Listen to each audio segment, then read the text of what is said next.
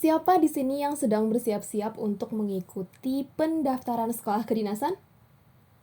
Nah, teman-teman semua, aku pengen kasih tahu nih bahwa ada satu sekolah kedinasan yang paling banyak diincar nih ya oleh para lulusan SMA maupun SMK. Apalagi kalau bukan? Ya, PKN STAN. Nah, buat kalian udah tahu belum nih apa aja sih syarat untuk bisa mengikuti ujian ya ataupun pendaftaran dari PKN STAN? Yuk kita lihat sama-sama ya teman-teman.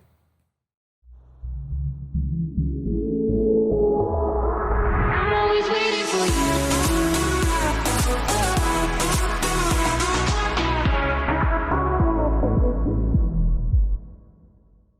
Nah, ini melansir dari laman resmi SPMB PKN STAN sebagai patokan di tahun ini, ada beberapa syarat masuk STAN yang ditentukan pada STAN lalu ya, STAN tahun 2021.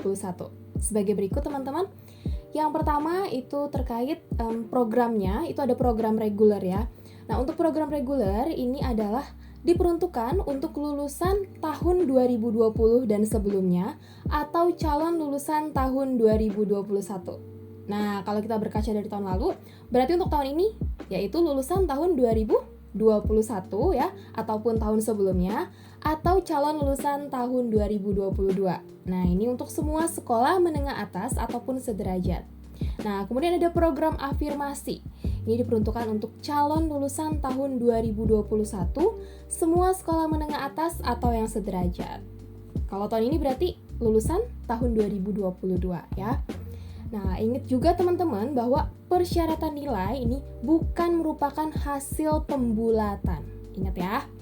Oke, kita lihat lagi berikutnya itu untuk lulusan tahun 2020 dan sebelumnya memiliki nilai rata-rata ujian pada ijazah tidak kurang dari 70 dengan skala 100 ya. Jadi, kalau teman-teman nih misalkan merupakan lulusan 2021 ya yang ingin mendaftar sekarang nih di 2022.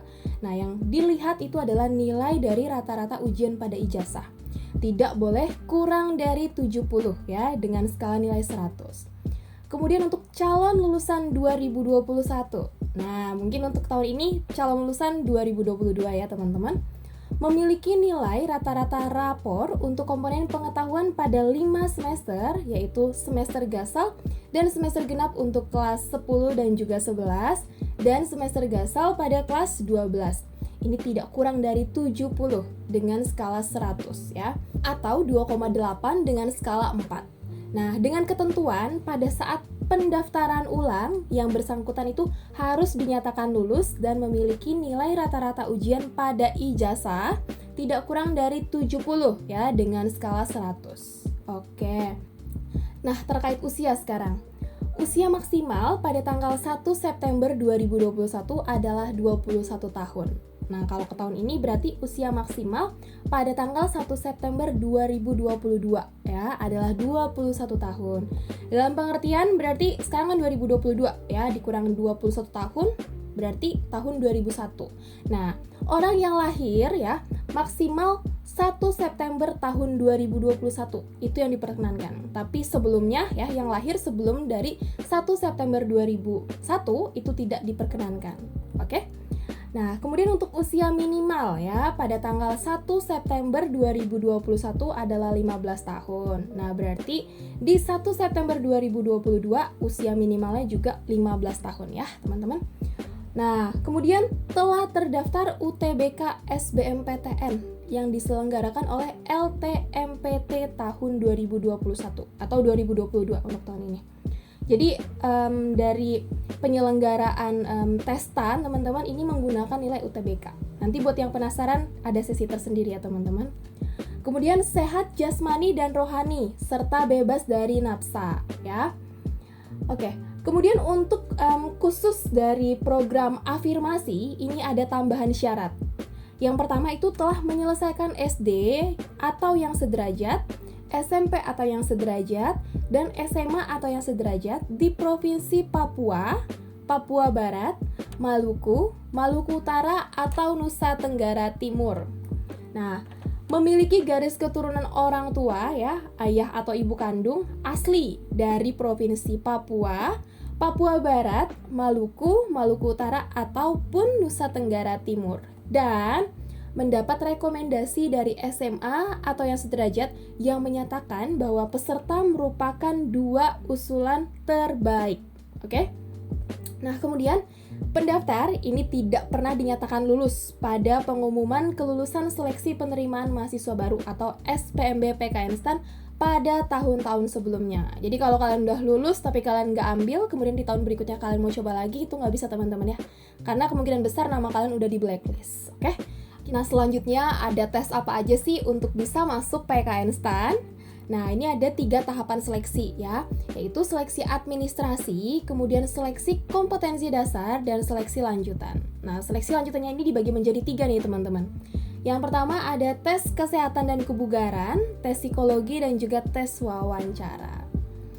Nah, sekarang kita berbicara terkait jurusan di PKN STAN. Ya, jurusan di PKN STAN itu ada 9 program studi yang terakreditasi B. Oke, nah berikut pilihannya. Mungkin teman-teman yang udah nonton di videoku sebelumnya, aku juga udah menyebutkan ya teman-teman, program studi yang ada di PKN STAN apa aja sih. Nah, aku ulang ya. Di sini ada Diploma 4 Akuntansi Sektor Publik, kemudian Diploma 4 Manajemen Keuangan Negara, Diploma 4 Manajemen Aset Publik, Diploma 3 Akuntansi, kemudian Diploma 3 Pajak, Diploma 3 PBB atau Penilai, Diploma 3 Kepabeanan dan Cukai, Diploma 3 Kebendaraan Negara, dan Diploma 3 Manajemen Aset. Nah, infonya teman-teman ya, di PKN STAN itu saat ini untuk yang reguler, yang untuk mahasiswa baru, itu tidak menerima lagi nih untuk yang D3-nya ya, karena D3-nya itu hanya diperuntukkan untuk mahasiswa alih program ya, tugas belajar. Jadi yang sebelumnya dia udah D1 di STAN, kemudian dia pengen melanjutkan D3 di STAN, nah itu baru bisa teman-teman. Sedangkan untuk mahasiswa baru ya, untuk jalur yang reguler itu diperuntukkan untuk D4-nya. Nah, mungkin dari antara teman-teman ada yang bertanya nih, Kak, kemana sih jurusan pajak maupun jurusan kepabeanan dan cukai? Nah, teman-teman, jurusan perpajakan dan juga kepabeanan dan cukai ya, itu tidak serta-merta dihilangkan teman-teman, karena mereka masuk ke dalam lingkup program studi Diploma 4 Manajemen Keuangan Negara ya. Jadi menurut aku untuk program studi Diploma 4 Manajemen Keuangan Negara ini bakal banyak diburu nih ya, karena jurusan perpajakan maupun kepabeanan dan cukai itu merupakan jurusan yang banyak diincar nih di PKN STAN. Oke. Nah, sekarang kita berbicara nih terkait berapa sih Kak biaya pendaftaran di PKN STAN ya. Untuk tahun ini sih memang belum keluar ya teman-teman berapa sih biayanya, tapi kurang lebih itu sekitar 350.000 teman-teman. Itu untuk ujian SPMB-nya ya. Kalau tahunan aku di tahun 2015 itu cuman kalau nggak salah 150.000. Jadi ada kenaikan sedikit ya teman-teman. Nah, perlu teman-teman ketahui semua ya bahwa di PKN STAN ini menyediakan asrama ya. Nah, asramanya ini udah dilengkapi juga dengan fasilitas fitness center. Wow. Kemudian ada mesin cuci, ada kamar mandi dengan water heater, ya. Kemudian juga ada wifi, kemudian ada ya dapat makan 3 kali sehari. Jadi kalian nggak perlu pusing nyari makanan yang murah ya, nyari di warteg ya ataupun masak sendiri, karena kalian dapat makanan gratis. Wow. Nah, kita kan udah tahu ya teman-teman bahwa nanti kalian ketika lulus juga kalian menjadi ASN ya, menjadi aparatur sipil negara. Tapi teman-teman ingat bahwa untuk tes STAN ya, untuk bisa masuk ke STAN itu kalian harus melewati tadi ya, ada beberapa tes, dan ketika kalian udah lulus kalian juga harus benar-benar bisa belajar ya, benar-benar harus bisa melewati semester demi semester sampai kalian akhirnya wisuda dan mendapatkan penempatan sebagai ya PNS. Oke?